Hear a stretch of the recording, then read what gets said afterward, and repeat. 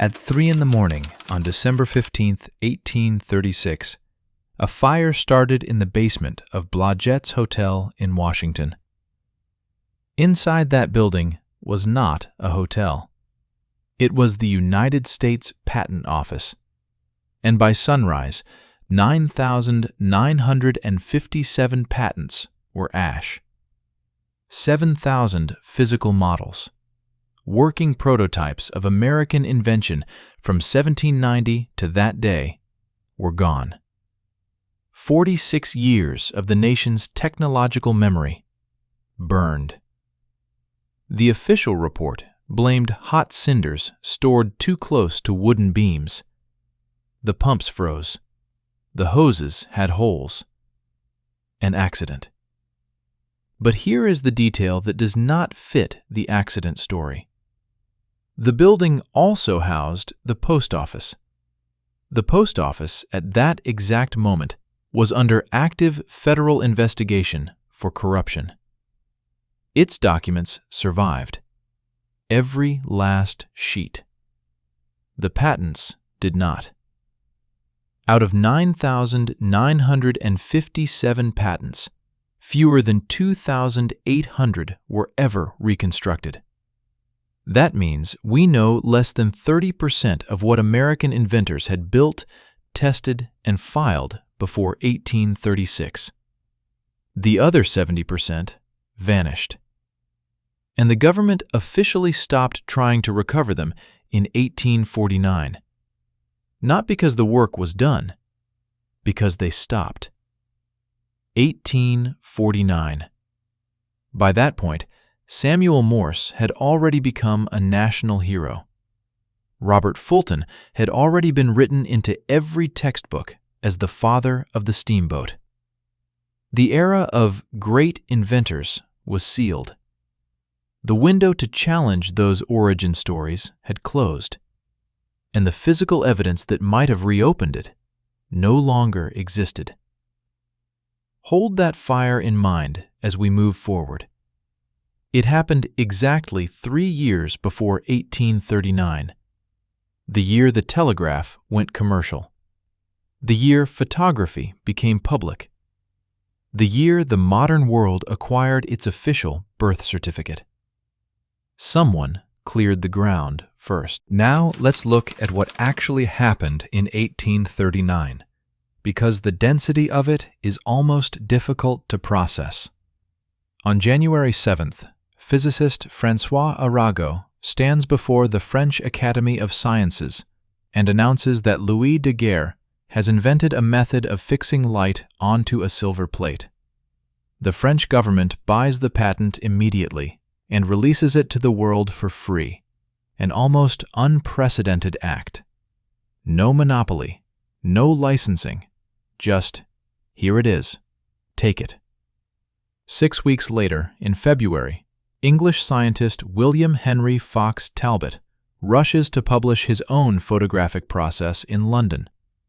He had been working on it for years, but only went public because he panicked when he heard about Paris. He admitted this. His images were blurry. They faded within days. But he needed to establish priority. On April 9th of that same year, the first commercial electric telegraph line opens in Britain, 22 kilometers along the Great Western Railway between Paddington Station and West Drayton. Trains are now connected by instantaneous signals. 3 technologies, 3 different countries essentially, all crossing the threshold into commercial reality within 90 days of each other. Historians usually file this under convergence, several lines of research maturing at once, crossing the threshold together. Clean explanation. Maybe too clean for what the timeline actually shows. The time was right is not a mechanism. It is a label we put on events we have not finished examining. Spend any time with the actual sequence of dates, and it starts to feel less like convergence and more like a controlled release. Start in 1816. Britain has just emerged from the Napoleonic Wars, obsessed with speed, distance, and control. The most powerful military empire on Earth spent 20 years learning that the difference between victory and catastrophe was often measured in hours of communication delay. Francis Ronalds is a 31-year-old amateur scientist. He has just spent 2 years laying 8 miles of wire through his garden in Hammersmith, London. The wire runs through glass tubes buried in wooden troughs, a working insulation system decades ahead of anything his contemporaries had attempted. At each end, he builds synchronized, clock-driven dials with the letters of the alphabet printed around the edge. You watch the dial. When the letter you want lines up with the marker, you send a pulse. 8 miles away, the same letter appears. It works. Ronalds writes to the British Admiralty. He describes the system in detail. He offers it to the Crown. He calls it electrical offices for the rapid communication of intelligence throughout the kingdom. In August of 1816, the Admiralty replies. The response is signed by Sir John Barrow, Second Secretary, one of the most powerful men in British naval administration. The letter states that telegraphs of any kind are wholly unnecessary. That word, unnecessary. Not expensive, not impractical, not theoretically interesting, but too early for deployment. Unnecessary. Historians usually explain this with sunk cost logic. Britain had just finished building a network of optical semaphore towers along the coast, and the Admiralty was protecting that investment. Switching to electrical wire meant scrapping it entirely. Accept that reasoning. Then explain why the calculus reversed so completely 21 years later. In 1837, the same British establishment that called electrical telegraph wholly unnecessary suddenly funds Cook and Wheatstone with full commercial support. What changed? Not the technology. Ronald's system used synchronized dials, the exact same conceptual mechanism Cook and Wheatstone would later use. Charles Wheatstone had, as a young man, read Ronald's published description of 1823. What changed was the railway. By 1837, Britain had a physical infrastructure of iron tracks crossing the country, and those tracks needed a communication layer to prevent collisions. The Admiralty did not decide electricity was suddenly brilliant. The iron road made the wire economically unavoidable. The technology had been sitting on a shelf for 20 years, waiting for the right container. That reframes everything. The invention of the telegraph in the 1830s was not a discovery. It was a deployment decision. 1/1,000,000th of an inch. That is the tolerance Joseph Whitworth was achieving with his measuring instruments by the middle of that decade. Not thousandths, millionths. To give you a reference point, a human hair is roughly 3/1000ths of an inch across. Whitworth was working at a scale 3,000 times finer than that, using hand tools, muscle, and a technique he called the art of scraping. In 1830, Whitworth opened his manufacturing business in Manchester. In 1833, he published the details of a machine called the Great Planer, a device capable of machining enormous flat surfaces to tolerances that manufacturing would not routinely achieve again until electrical precision instruments arrived in the 20th century. In 1841, he proposed the first unified screw thread standard in history, the British Standard Whitworth, with a 55-degree angle, and it dominated British engineering for 100 years. Whitworth trained under Henry Maudslay, who had invented the precision lathe around 1800. The lineage is clean. One genius taught another, and the student surpassed the teacher. That explains the origin. It does not explain the timing. Precision at this scale requires more than skilled hands.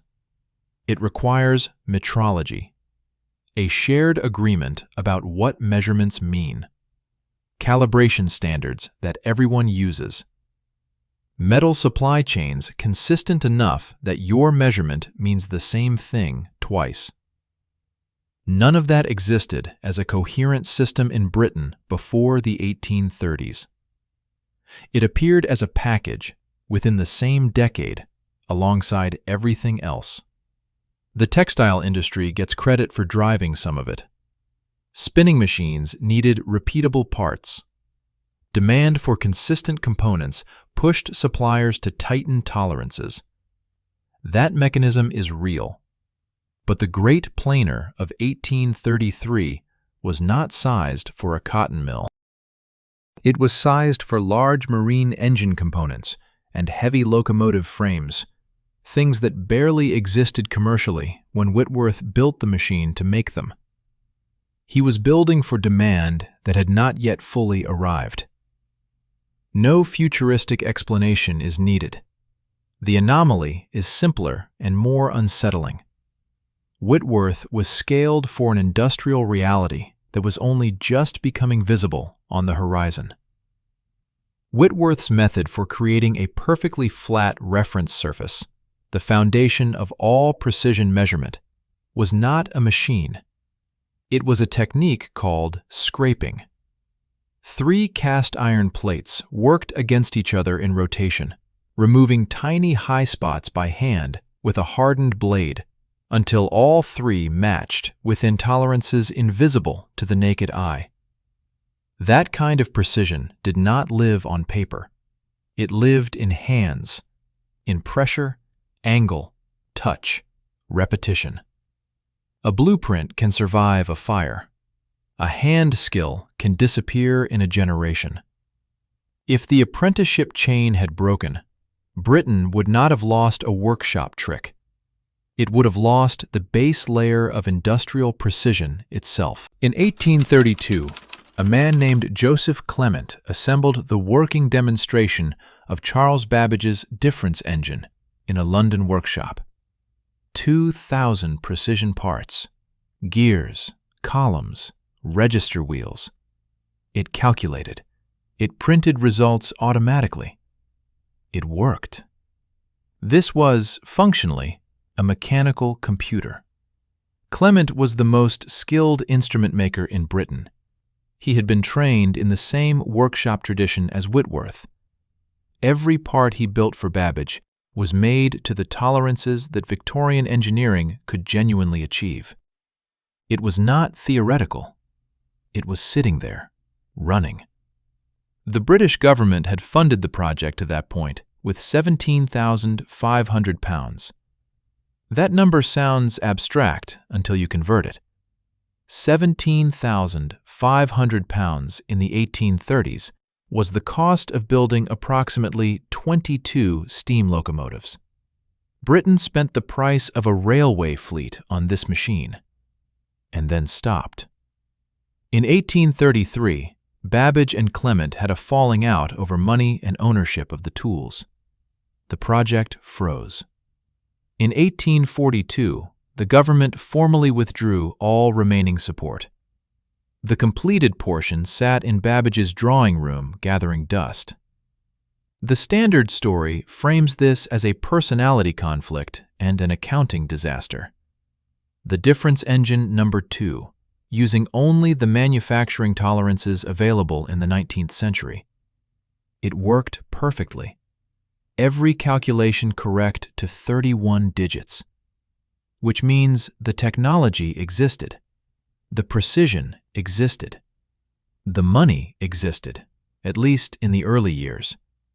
The machine was stoppable only by a decision, not by physics.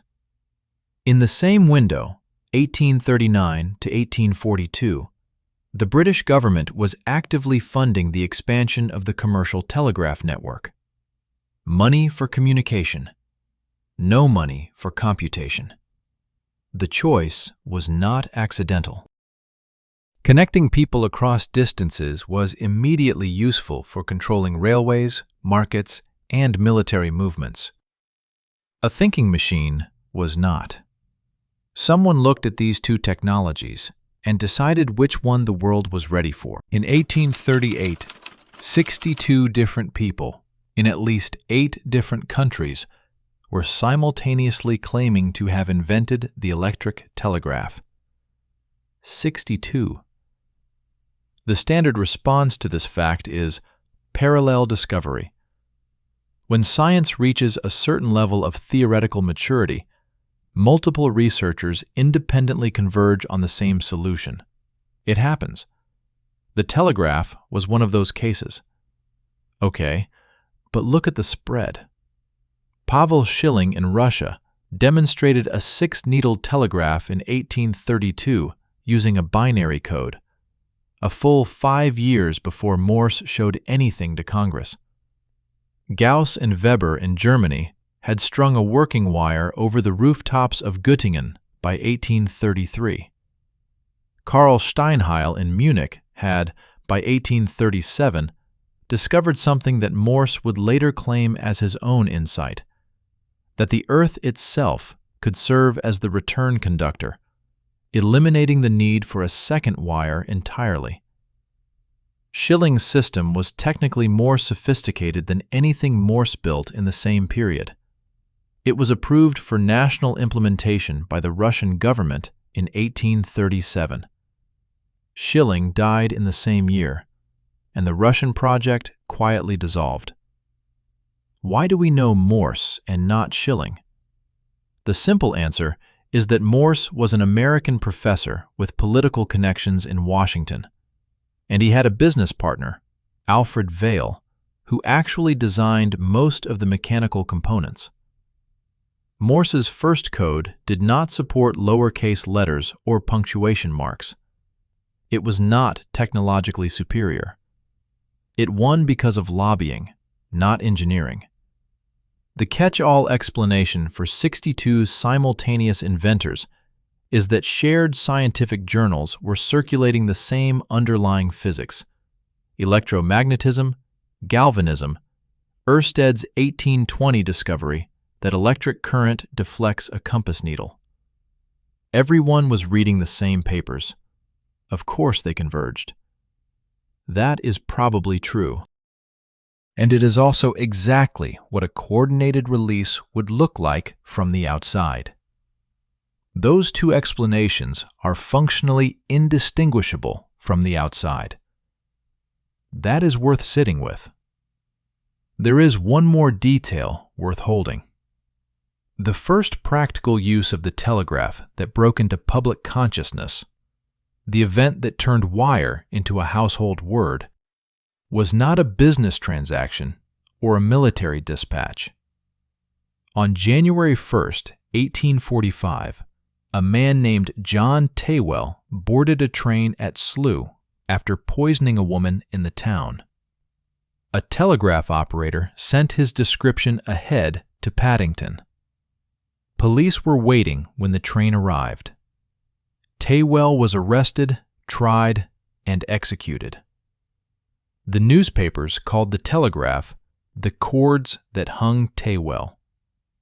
Within a week, every subscriber to the Times of London knew what a telegraph was and why they should want one everywhere. The technology had been demonstrated. The public had been sold it with the oldest pitch in history: safety. On March 8, 1839, Louis Daguerre's studio burned to the ground. This happened 8 weeks after the French Academy of Sciences announced his invention to the world. 8 weeks after the moment that should have been the beginning of his greatest triumph. Everything he had recorded, all his experimental notebooks, his early test plates, his working records from the experiments of the 1820s, was ash. The official cause? Accidental fire at the Diorama Theater complex where his studio was located. The public announcement of photography was made on January 7th. The physical evidence of how that technology developed, the raw experimental history that would tell us exactly what Daguerre was doing in the years before the announcement, ceased to exist 60 days later. What we are left with is the finished product and the story told after the fire. We have the daguerreotype. We do not have the path that led to it. The oldest surviving daguerreotype is generally agreed to be an image daguerre made in 1838, Boulevard du Temple, a Paris street scene where the long exposure time erased all moving people except one man standing still long enough to be captured, having his shoes shined.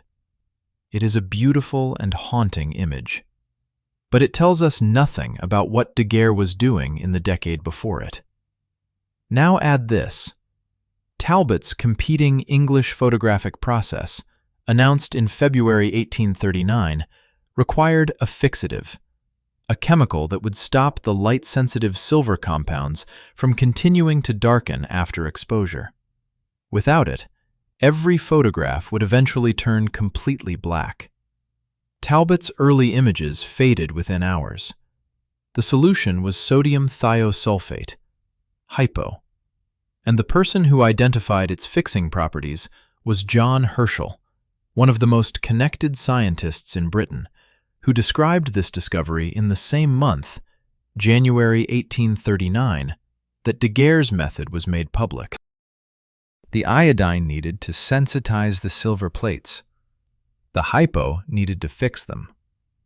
The electroplating method for depositing pure silver onto copper plates, patented by the Elkington brothers in 1840, 1 year into the photographic boom, precisely when mass production of plates was beginning. Every chemical and metallurgical piece of the puzzle clicked into place within a window of 18 months. The comfortable reading is that the public announcement created demand, and demand accelerated supply. Chemistry responded to a new market. I accept that as a partial answer. But Herschel did not discover hypo in response to Daguerre's announcement. He described it in the same month. He was ready before the market existed. Before 1840, every city in Britain lived by its own sun. Bristol ran 11 minutes behind London. Oxford was 5 minutes behind. Leeds was 6. Every market town had its own local time, calibrated to when the sun reached its peak overhead. This was not a quirk. It was how time had worked for all of human history. Time was local. Time was physical. The railway ended this. When you move 60 kilometers per hour, an 11-minute difference is not a philosophical curiosity. It is a scheduling catastrophe. 2 trains on the same track, each running on schedule by their local station clock, can be moving toward each other without either dispatcher knowing it. The Great Western Railway figured this out quickly. In November 1840, it introduced London time, Greenwich Mean Time, across all its stations. The announcement appeared in printed timetables. London time is kept at all the stations. A private company, not Parliament, not the Crown, unilaterally abolished local time for everyone who used its infrastructure. The railway did not ask Bristol if it wanted to give up its 11 minutes. It simply declared that from now on, there is only one time, and that time comes from London. The telegraph was the instrument that made this technically possible at scale. In 1852, the Royal Observatory at Greenwich began transmitting a time signal by wire. A pulse went out every day at 1 in the afternoon, received by thousands of public clocks, which were then corrected to match. For the first time in history, the concept of a correct time was not a local judgment. It was a signal from a central source. By 1855, 98% of public clocks in Britain had been converted to Greenwich time. Parliament did not make it legally mandatory until 1880. For 25 years, the unification of time was not a law. It was a network effect. The infrastructure made any alternative impractical. In 1830, A man in Bristol arranged his life by a clock set to Bristol. In 1855, that same man, or his son, arranged his life by a signal from a building in London he had never seen and likely could not name. The texture of daily reality changed completely, and most people experienced it not as a political event, but simply as the trains requiring it. The telegraph was sold as a communication tool. What it actually delivered, first and most profoundly, was synchronized obedience to a central standard. By the late 1830s, Britain could machine with extraordinary accuracy, standardize parts across factories, synchronize railway signals, and begin disciplining national time down to the minute. The infrastructure for an integrated industrial civilization was visibly assembling itself. Yet when confronted with the one machine that used that same precision to automate calculation, the state stepped back. That asymmetry matters. Joseph Whitworth achieves manufacturing tolerances that the rest of British industry will not routinely match for another 60 years. He builds the infrastructure, the measuring machines, the standard threads, the surface plates, that makes precision engineering possible at scale. But the one project in that era that explicitly required his level of precision, Babbage's difference engine, fails. Not because the precision was impossible, because the money stopped. Meanwhile, the projects that do receive full funding, the commercial telegraph network, the expansion of the railway system, the shipbuilding programs for steam-powered naval vessels, are all projects that create infrastructure for control and communication, speed, connection, and coordination. Not thinking, not computing, not autonomous calculation. The 1830s and 1840s represent a moment when the industrial world had to make choices about which capabilities to build first. The precision base was there. The chemistry was there. The electrical physics was there. Not everything could scale simultaneously. Resources, investment, and political will are finite, and they went in one direction. What got built was a global nervous system, wire networks, synchronized clocks, photographic records, standard measurements that let a part made in Manchester fit a machine in Birmingham. What did not get built was a thinking machine. The telegraph was ideal for empire. It let London know what was happening in Calcutta before the dispatch ship arrived. It let a railway company route trains across a country without a single rider carrying a message. It let financial markets transmit prices across continents in seconds. Its earliest large-scale uses overwhelmingly favored centralized coordination, rail dispatching, financial market transmission, military signaling, time discipline. The pattern was not subtle. Babbage's machine, if it had been completed and replicated, would have distributed the power of calculation. Clerks, accountants, scientists, anyone with access to the engine could have computed tables that currently required teams of trained human calculators employed by the state. The power to compute would have spread outward. Instead, the nervous system spread outward. The computing power stayed centralized. Come back to 1836 for a moment, because I want to leave you with something specific. The United States government stopped trying to recover the burned patents in 1849. By that point, 12 years had passed. Many of the original inventors were still alive. Their workshop records, letters, and personal copies of their filings still existed. The recovery effort, which had reconstructed fewer than 2,800 of the original 9,957 patents, was simply abandoned. The patents that survived are called X patents.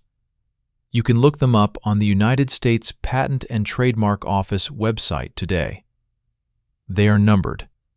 The numbering was created after the fire because before 1836, the Patent Office did not use sequential numbers. There was no master list. There was only the physical archive. What we lost is not a list of things we know we lost. We lost the ability to know what we lost. And that is a different kind of loss entirely. The original engineering drawings for Robert Fulton's steamboat propulsion systems were in that building. The physical models of early steam boiler designs, showing what American engineers were working on before the official history begins, were in that building. Whatever telegraph prototypes, electrical experiments, and mechanical devices American inventors had been developing in the decade before Morse became a household name were in that building. And now they are not. Officially, an accident. Cold pumps, hold hoses, unlucky night. Look at the timeline again and ask yourself what feels more like the truth. 1836, the archive burns. 1837, Cook and Wheatstone patent the telegraph in Britain. 1839, photography and commercial telegraphy go public simultaneously, and Daguerre's experimental records burn in a separate fire. 1840, Whitworth standard components begin flowing into the railway system. 1841, the British screw thread standard is published. 1842, funding for Babbage's computer is withdrawn. Every piece is individually explainable. Taken together, the decade looks less like a revolution and more like a rollout. The technologies were not invented in the 1830s. Some of them were fully functional in 1816, as Francis Ronalds demonstrated in his garden. What happened in the 1830s is that someone decided they were ready to be deployed, at scale, commercially, simultaneously, in a configuration that built a specific kind of world. A world where time came from a wire, where distances collapsed, where the speed of information gave structural advantage to whoever controlled the nodes, where the past, patent records, experimental archives, the awkward earlier versions of things, had a way of burning before anyone could compare notes. I am not telling you this was a conspiracy. I am telling you this was a system. Systems have logic. The logic of the 1830s was centralization. The technologies that scaled fastest in that decade all tilted power toward the center, toward the node, the capital, the dispatcher, the archive, the clock source. The one technology that might have strengthened the edges, distributed mechanical computation, ran out of money. That is either history's strangest coincidence, or it is history explaining exactly what it was doing, if you look at it from the right angle.